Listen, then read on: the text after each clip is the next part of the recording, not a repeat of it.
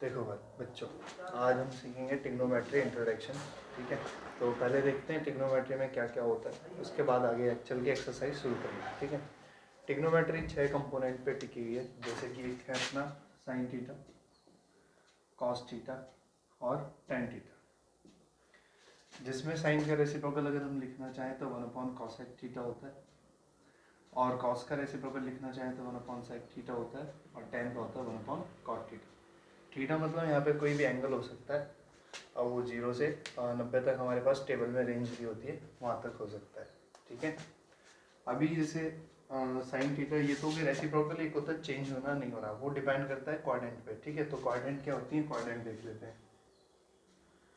Quadrant होती है 0, 90, 180, 270 और 360। ये 6 के 6 क्वाड्रेंट पहले वाले, 6 के 6 कंपोनेंट पहले वाले क्वाड्रेंट में प्लस के होते हैं। Sine theta, cosec theta, cos, sec, tan, cot, ये 6 के 6 पहले क्वाड्रेंट में प्लस के होते हैं। पहले के पहले क्वाड्रेंट का मतलब 90 से कम, 360 या 0 से ज़्यादा। उसके बाद सेकंड क्वाड्रेंट में साइन थीटा और साइन का रेसिप्रोकल कॉसेक थीटा प्लस के होते हैं, बाकी चारों जो बचे वो माइनस के। चारों मतलब कॉस, सेक, टेन और कॉट थीटा।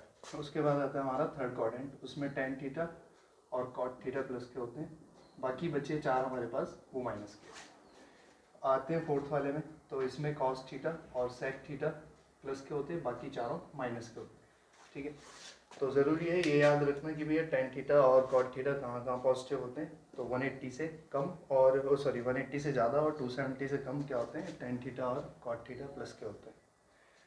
दूसरी चीज़ कि ये चेंज कहाँ होंगे नहीं होंगे, यहाँ पे तो रेसिप्रोकल की थी, और चेंजिंग के लिए यहाँ पे थीटा की बाउंडेशन होती है। जैसे मान लो हम कह रहे हैं कि 90 और 270 पे थीटा जो है चेंज होता है, मतलब कंपोनेंट जो है चेंज होते हैं।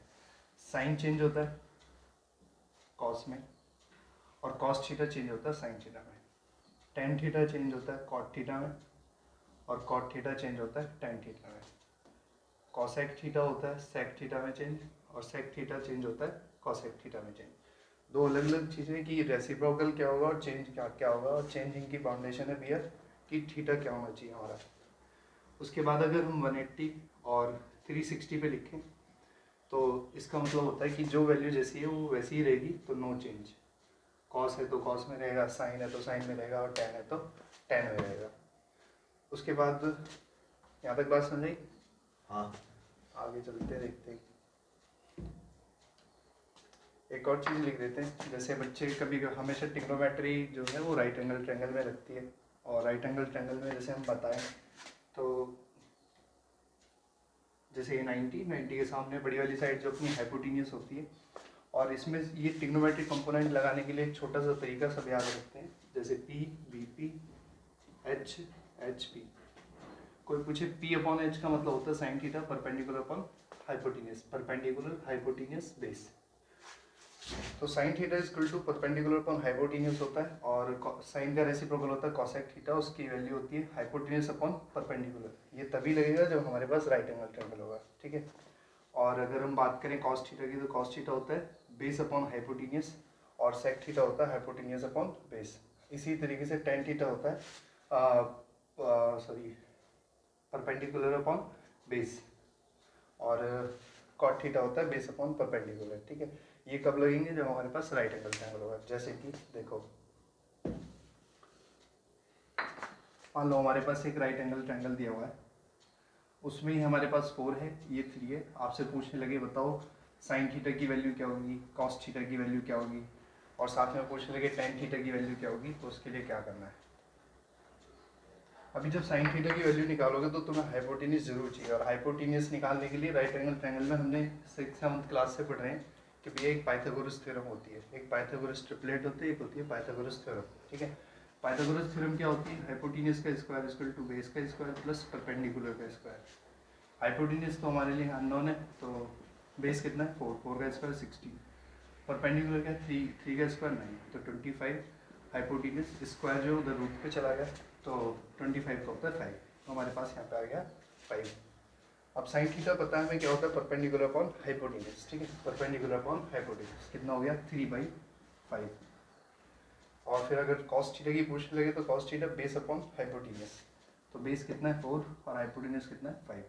टेन थीटा पूछने लगे तो परपेंडिकुलर अपॉन बेस, तो 3/4, 3/4। इसके साथ साथ सपोज करो इनका रेसिप्रोकल पूछने लगे तो हमने पढ़ा था कि sine theta is equal to क्या होता है 1/cosec थीटा। तो अगर तुमसे cosec थीटा की वैल्यू निकालने लगे cosec थीटा की, तो क्या रखना है हमें 1/sin थीटा। साइन की वैल्यू मतलब अगर cosec की वैल्यू निकालनी है तो साइन का रेसिप्रोकल कर देना चाहिए। तो साइन का रेसिप्रोकल क्या है 3/5 साइन है, तो उसका रेसिप्रोकल हो जाएगा 5/3। तो इसी तरीके से cos का निकाल, sec का पूछना चाहे तो cos का उल्टा कर दो, cot का पूछना चाहे तो tan का उल्टा कर दो। यहाँ तक बात समझ आई? अभी देखो, मान लो हमें बोल दे कि tan theta is equal to 1/√3, tan theta is equal to 1/√3। तो इसका क्या करना है हमें कि भी हमसे पूछने लगे cos थीटा निकालो, sin थीटा निकालो, या और भी पांचों के पांचों पूछने लगे इसके अलावा, तो कैसे निकालोगे? बाकी देखो इसका रेसिप्रोकल cot थीटा पूछने लगे तो इसका डायरेक्ट उल्टा कर देना, तो अपना आप ही इसका cot थीटा का निकल जाएगा। अभी जब cos थीटा निकालोगे तो ध्यान से देखो भी क्या पड़ा था,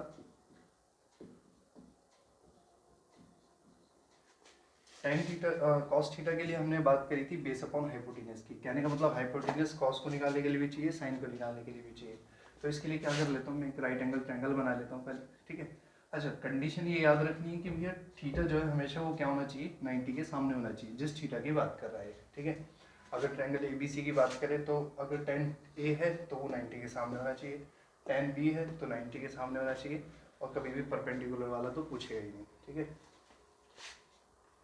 तो tan थीटा इक्वल टू होता है base upon perpendicular upon base, मतलब 1/√3।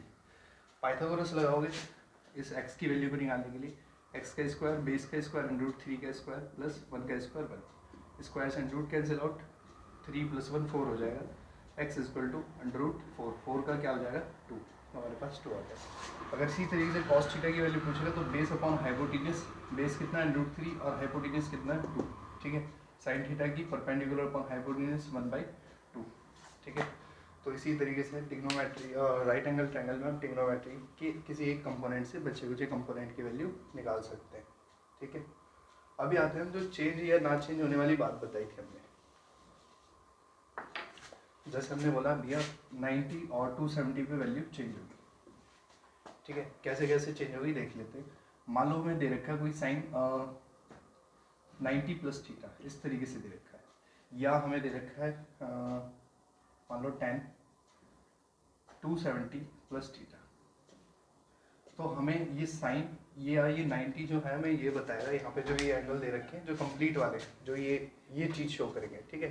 जैसे मान लो कहीं पे दे दी जाए 135, तो उसको हमेशा तोड़ना जरूरी है कि वो 90 में या 180 में टूटेगा। जैसे हमने बात कर ली 90 + 45 लिख सकते हैं। तो ये जो टेबल में हमारे पास थीटा आ रहे हैं जैसे कि 360, 90, 180, 270, तो इन्हीं में तोड़ना कंपलसरी होता है। पहले इनमें तोड़ेंगे, फिर देखेंगे चेंज होगा नहीं होगा, प्लस का होगा माइनस का होगा, फिर उसके बाद वैल्यू निकालेंगे, ठीक है। तो देखते हैं कैसे करें।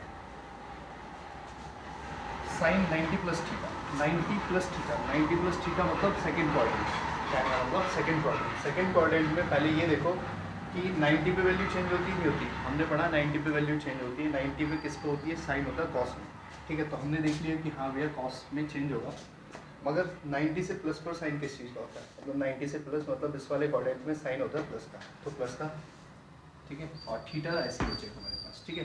कल को थीटा की यहाँ वैल्यू होगी तो उसको टेबल के अकॉर्डिंग हम लिख सकते हैं, ठीक है।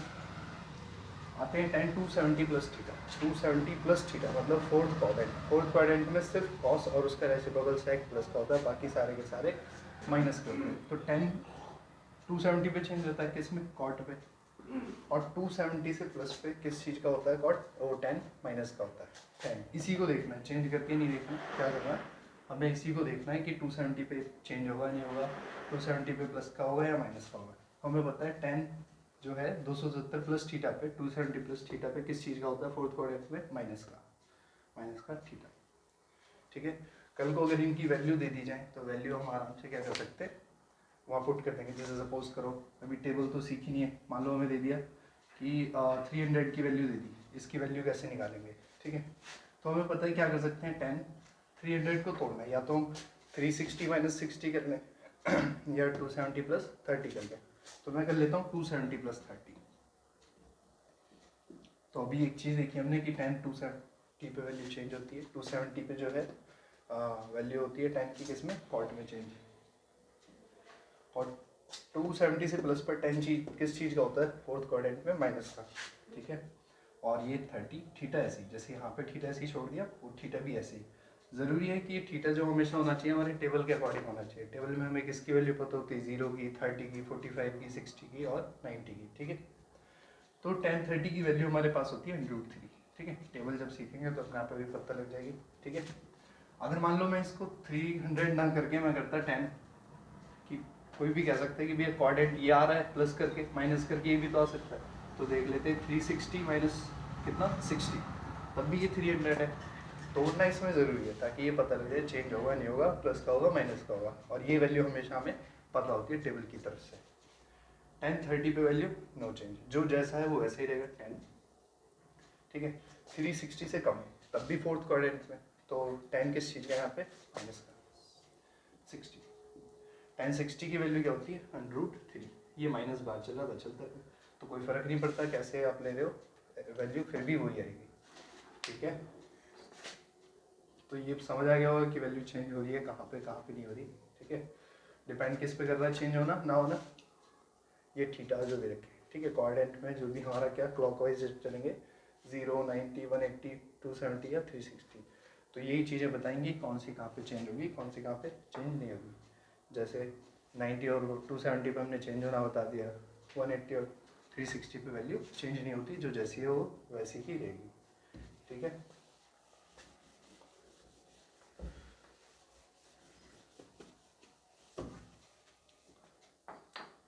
मान लो हमें एक ट्रायंगल दे दिया, इसमें बोला ए बी और सी, यहाँ पे ए बी सी यहाँ पे, और बी पर 90 डिग्री है, ठीक है। कोई भी पाइथागोरस लगाने के लिए मान लो दो चीज़ें हमें दे रखी है, तीसरी हमें निकालनी पड़ जाए। मान लो हमें दे रखा है साइन सी, साइन सी की वैल्यू दे दी हमें √3/2, √3/2। अब हमसे पूछने लगे कि बताओ कॉस ए,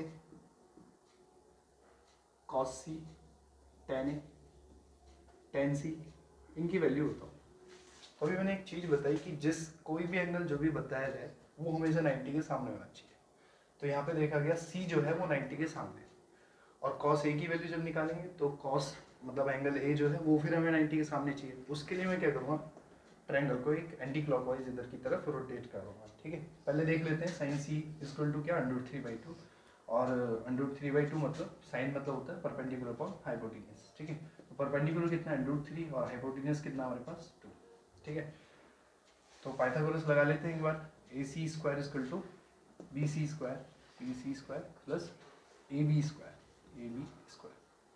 अच्छा ये क्यों लगाया जा रहा है कि सपोज करो मुझे tan C निकालना होगा, तो परपेंडिकुलर अपॉन बेस, बेस है ही नहीं मेरे पास, तो बेस तो भी निकालना पड़ेगा, ठीक है। तो AC कितना है 2 का स्क्वायर, ठीक है। BC कितना है पता नहीं, परपेंडिकुलर कितना है √3 का स्क्वायर, ठीक है। स्क्वायर से रूट कैंसिल आउट, 2 का स्क्वायर 4, 3 इधर आके माइनस हो जाएगा, इक्वल टू BC², ठीक है। तो BC² इक्वल टू 1, और भैया 1 का स्क्वायर रूट तो 1 ही होता है, ठीक है। तो हमारा बेस जो आ गया वो 1, ठीक है। अभी 90 के सामने क्या है C, तो कहने का मतलब ये जो C वाली वैल्यू है वो मैं निकाल सकता हूँ, A वाली अभी नहीं निकाल पाऊंगा, ठीक है। A वाली निकालने को मन में चाहे इसको 90 के सामने ये मान लो, तो बेस परपेंडिकुलर हो जाएगा, बेस ही हो जाएगा, या फिर हम घुमा सकते हैं, बोर्ड तो घुमाना मुश्किल हो जाएगा, तो क्या कर सकते हैं, कॉपी घुमा सकते हैं। तो cos C इक्वल टू क्या होगा, देखिए 90 के सामने C है, ठीक है। तो base upon hypotenuse, base upon hypotenuse, ये टेबल हमेशा मन में याद रहनी चाहिए, ठीक है। ये मन में जैसे अपने आप बनेगी तो अपने आप पता जाएगा cos इक्वल टू क्या होता है, base upon hypotenuse, base upon hypotenuse. ऐसी मैं tan C की बात करूंगा तो परपेंडिकुलर अपॉन बेस √3/1, ठीक है। इसी तरीके से जब मैं tan A या cos A की वैल्यू निकालूंगा तो जरूरी है कि 90 के सामने होना चाहिए, तो मैं इसको इसकी ऐसे इधर की तरफ रोटेट कर देता हूँ। रोटेट करने का मतलब है कि C ऊपर हो जाएगा, B यहाँ पे हो जाएगा, और A जो है हमारा यहाँ पे हो जाएगा, बाकी इसको ऐसे मिला लें 90। अब B A देखिए कितनी थी, B A थी √3, कितनी थी, √3। BC कितनी थी, BC थी 1 और हाइपोटेन्यूज तो अपना 2 था तो 2 ही रहेगा, ठीक है। अब मान लो tan A की बात करने लगे तो 90 के सामने A है, tan क्या होता है, perpendicular upon base, perpendicular upon base मतलब 1/√3 और सॉरी tan A की वैल्यू निकाली हमने तो कितनी हो जाएगी 1/√3। ऐसी cos A की वैल्यू कोई पूछे तो cos क्या होता है, बेस अपॉन हाइपोटेन्यूज √3/2, √3/2। इसी तरीके से कल को इनकी इक्वेशन बना के दे दी कि भैया बोलने लगे cos A into cos C plus tan A into tan C, तो ऐसी वैल्यू निकाल के हमें बाकी सिंप्लीफिकेशन तो 6th क्लास से आती है, ठीक है। बाकी आगे चल के 10th क्लास की 8.1 हम शेयर करेंगे, ठीक है। अभी यहाँ तक का इंट्रोडक्शन है, इसे समझो, कोई दिक्कत हो तो पूछिए।